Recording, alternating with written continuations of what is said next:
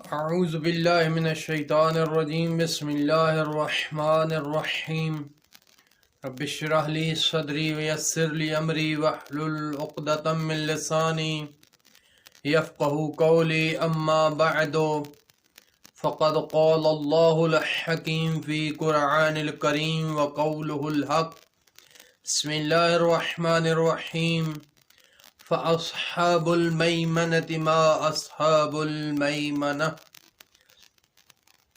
مومنین کرام، جیسا کہ پہلے کچھ جلسات میں نے سورہ واقعہ کے ضمن میں کچھ معروضات اور گزارشات عرض کی ہیں،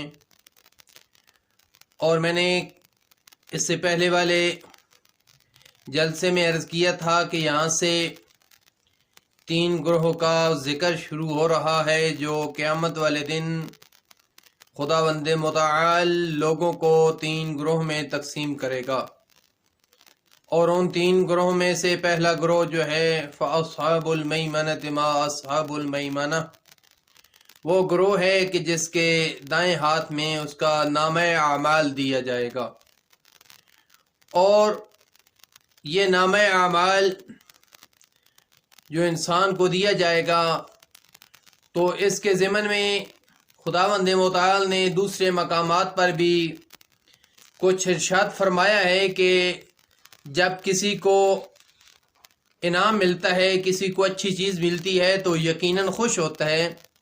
یہ فطرتی بات ہے، انسان کی فطرت میں اور انسان کی نیچر میں یہ بات واضح ہے کہ انسان جب اچھی چیز لیتا ہے، اس کو اچھی چیز کہیں سے ملتی ہے تو اس وقت انسان خوشحال ہو جاتا ہے۔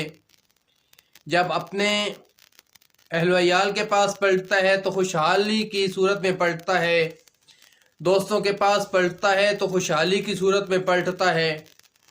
تو یہاں پر بھی قضیہ کچھ ایسا ہی قرآن مجید نے بیان فرمایا ہے کہ جب یہ نامہ اعمال نیک لوگوں کو ان کے دائیں ہاتھ میں دیا جائے گا تو اس وقت قرآن مجید نے ایک دوسرے مقام پر ارشاد فرمایا ہے، بسم اللہ الرحمن الرحیم فَأَمَّا مَنْ أُوتِيَ كِتَابَهُ بِيَمِينِهِ فَسَوْفَ يُحَاسَبُ حِسَابًا يَسِيرًا وَيَنْقَلِبُ إِلَىٰ أَهْلِهِ مَسْرُورًا۔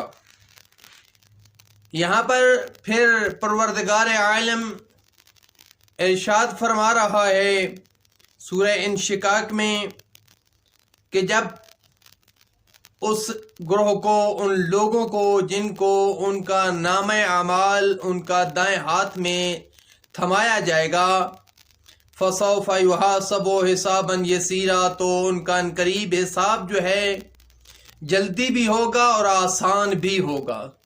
یہ ظاہری بات ہے، یہ فیصلے پروردگار ہے کہ جب ان کا نامہ اعمال ان کو دائیں ہاتھ میں دیا جا رہا ہے تو یہ اس بات کی دلیل ہے، اور یہ ایک اور پہلو میں اشارہ کر دوں کہ دائیں ہاتھ کی یہ عظمت بھی بیان ہو رہی ہے کہ دائیں ہاتھ کی کیا عظمت ہے۔ بایاں ہاتھ بھی اسی انسان کا ہے، دائیں ہاتھ بھی اسی انسان کا ہے، لیکن اچھے اعمال کا جو پروندہ ہوگا، جو اچھے اعمال کی رسید ہوگی، جو نامہ ہوگا، وہ انسان کو اسی ہاتھ میں پکڑایا جائے گا جس کو دایاں ہاتھ ہم کہتے ہیں۔ یعنی دایاں ہاتھ گویا باہمیت ہے، اس کی اہمیت ہے شریعت میں، کیونکہ خداوند متعال نے بہت ساری آیات میں دائیں ہاتھ کا ذکر کیا ہے، تو جب دائیں ہاتھ کی بات آتی ہے تو وہاں پر پروردگار عالم اس کے ساتھ جو نام اعمال ہے وہ نیکیوں کا نام اعمال دائیں ہاتھ میں تھمایا جائے گا، نہ کہ برائیوں کا۔ برائیوں کا جب نام اعمال کی بات آتی ہے تو وہاں پر بائیں ہاتھ کی بات آتی ہے، دائیں ہاتھ کی بات نہیں آتی۔ بہرحال عرض کر رہا تھا کہ خداوند متعال نے اس آیہ مجیدہ میں بھی اسی بات کی طرف اشارہ کی ہے، فَأَمَّا مَنْ أُوتِيَ مِن كِتَابِهِ بِيَمِينِهِ فَسَوْفَ يُحَاسَبُ حِسَابًا يَسِيرًا، تو عنقریب ان کا حساب ہوگا، حساب بھی کون سا؟ حساب آسان تھا حساب ہوگا۔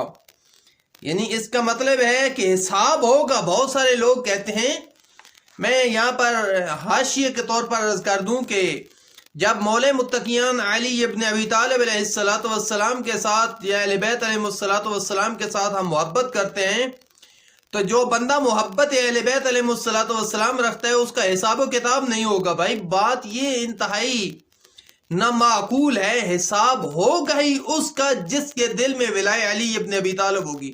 کیوں بھائی ہوگا؟ اس لیے کہ اگر مانے علی ابن ابی طالب علیہ السلام کو تو کام جو ہے وہ دشمنان علی جیسے کرے تو پھر وہ محبت نہیں ہے، ماننا نہیں ہے.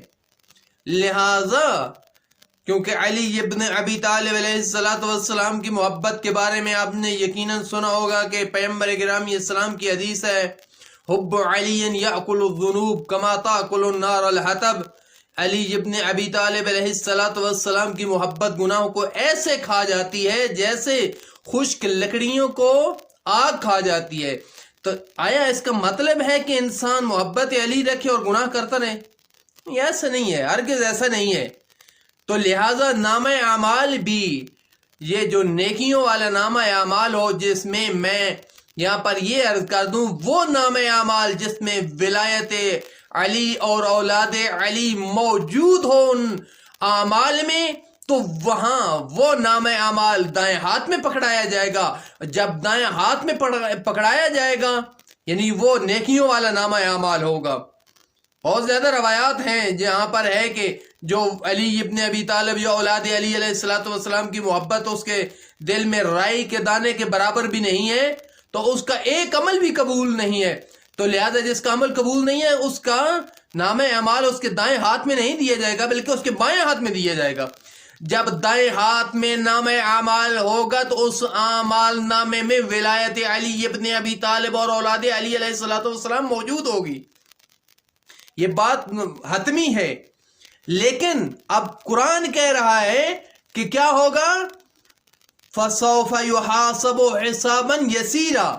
اس کا حساب ہوگا، ایسا نہیں ہے کہ حساب نہیں ہوگا. ولایت ہے اس کی نام اعمال میں، محبت اہل بیت علیہ السلام ہے اس کے نام اعمال میں. لیکن قرآن کہہ رہا ہے کہ نام اعمال جن کا نیک ہوگا ان کے دائیں ہاتھ میں دیا جائے گا اور ان کا حساب ہوگا. لیکن ایک ہے بات، قرآن نے کہا یسیرا، آسان سا حساب لیا جائے گا. یہ بات ہے، لیکن یہ بات حتمی ہے، قرآن کا فیصلہ ہے. القرآن مع علی و علی مع القرآن. قرآن علی کے ساتھ ہے، علی قرآن کے ساتھ ہے. یہ جدا نہیں ہے. جب جدا نہیں ہے تو جو قرآن کہہ رہا ہے وہی علی ابن ابی طالب بھی کہیں گے. لہذا قرآن مجید میں یہ بات واضح ہے کہ نام اعمال جن کا دائیں ہاتھ میں ہوگا ان کا حساب ہوگا، بس حساب تھوڑا سا آسانی کے ساتھ ہوگا. یہ بات ہے. اس کے بعد کیا ہے؟ ینقلب الی اہلہ مسرورا، جو میں بات عرض کرنا چاہ رہا تھا کہ جب انسان کو، میں نے عرض کیا ہے کہ مقدمتاً کہ جب انسان کو اچھی چیز ملتی ہے، انعام ملتا ہے، تحفہ ملتا ہے تو انسان خوش ہو جاتا ہے. خوش ہو کر اپنے خاندان کی طرف، اپنے دوستوں کی طرف، اپنے فیملی کی طرف پلٹتا ہے. تو یہاں پر قرآن بھی یہی کہہ رہا ہے کہ جب ان کا حساب و کتاب آسانی کے ساتھ ہو جائے گا اور ان کے نام اعمال کو ان کے دائیں ہاتھ میں دے دیا جائے گا تو اس وقت یہ خوشی خوشی اپنے اہل و عیال کی طرف منقلب ہوں گے، اپنے اہل و عیال کی طرف، اپنے خاندان کی طرف پلٹیں گے. لہٰذا یہ بات واضح ہو گئی کہ قرآن مجید نے کہا ہے کہ نام اعمال دائیں ہاتھ میں ہونا. ہاں اب بات ایک اور آ گئی ہے، وہ میں عرض کرنا چاہتا ہوں کہ نام اعمال یہ جو آیا ہے، آیا مجیدہ میں ہے فَأَصْحَابُ الْمَيْمَنَةِ مَا أَصْحَابُ الْمَيْمَنَةِ. آپ نے سنا ہوا ہے، اکثر تاریخ میں بھی موجود ہے کہ میدان جنگ میں دو گروہ ہیں، ایک میمنہ پر ہے، ایک میسرہ پر ہے، یا ایک ہی گروہ ہے اس کے ایک لشکر جو ہے میمنہ پر ہے، ایک لشکر کا سربراہ جو ہے میسرہ پر ہے. میمنہ والے میسرہ کی طرف لوگوں کو بھگا رہے ہیں، مثلا مثال دے رہا ہوں، ٹھیک ہے. تو یہاں پر یہ میمنہ ایک دفعہ میسرہ کے مقابلے میں ہے. جب لشکر کشیاں ہوتی ہیں جنگوں میں تو وہاں پر اطراف کو معین کیا جاتا ہے کہ ایک لشکر میمنہ پر چلا جائے، ایک میسرہ پر چلا جائے.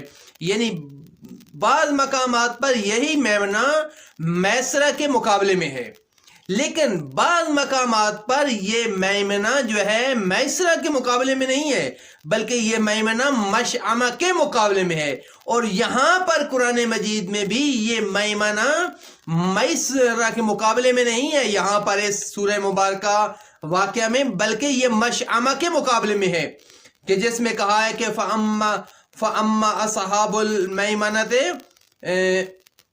فَأَصْحَابُ الْمَيْمَنَةِ مَا أَصْحَابُ الْمَيْمَنَةِ وَأَصْحَابُ الْمَشْأَمَةِ مَا أَصْحَابُ الْمَشْأَمَةِ، یعنی یہاں پر میمنہ کا پہلے ذکر ہے، مشعمہ کا بعد میں ذکر ہے، یعنی میمنہ کے مقابلے میں مشعمہ ہے۔ اب معنی کیا ہے میمنہ اور مشعمہ کا؟ میمنہ کا یہاں پر معنی جو کیا جا رہا ہے وہ کہتے ہیں کہ میمنہ اس گروہ کو کہتے ہیں یا اس شخص کو کہتے ہیں کہ جو خوش بخت ہے، سعادت مند ہے۔ تو اس لیے قرآن نے کہا کہ اصحاب المیمنۃ ما اصحاب المیمنہ، دائیں ہاتھ والے تو دائیں ہاتھ والے، ان کا کیا کہنا، یعنی یہ جو میمنہ والے ہیں یہ بہت خوش بخت ہیں، یہ بہت سعادت مند ہیں، یہ بہت کمال کے لوگ ہیں، یہ خدا کے برگزیدہ لوگ ہیں۔ اور مشعمہ کیا ہے؟ مشعمہ جو ہے وہی بدبخت ہے، شقی ترین لوگ ہیں۔ تو یہ جو میمنہ اور مشعمہ کی بات آئی یہ میں مختصراً عرض کی ہے۔ تو اس لیے اب میں تھوڑا سا انہی آیات کی طرف جاتا ہوں کہ میمنہ جو ہے ایک روایت ہے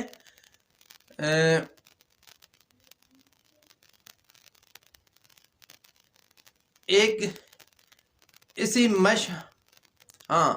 یہ پہلا گروہ جو اصحاب المیمنہ تھے، فاصحاب المیمنۃ ما اصحاب المیمنہ، اس کی کچھ صفات جو ہیں وہ بیان کی گئی ہیں۔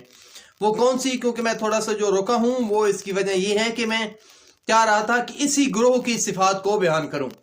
تو اس کی صفات کیا ہیں؟ فی جنات النعیم، نعمتوں سے مالا مال جنتوں میں ہوں گے۔ کون؟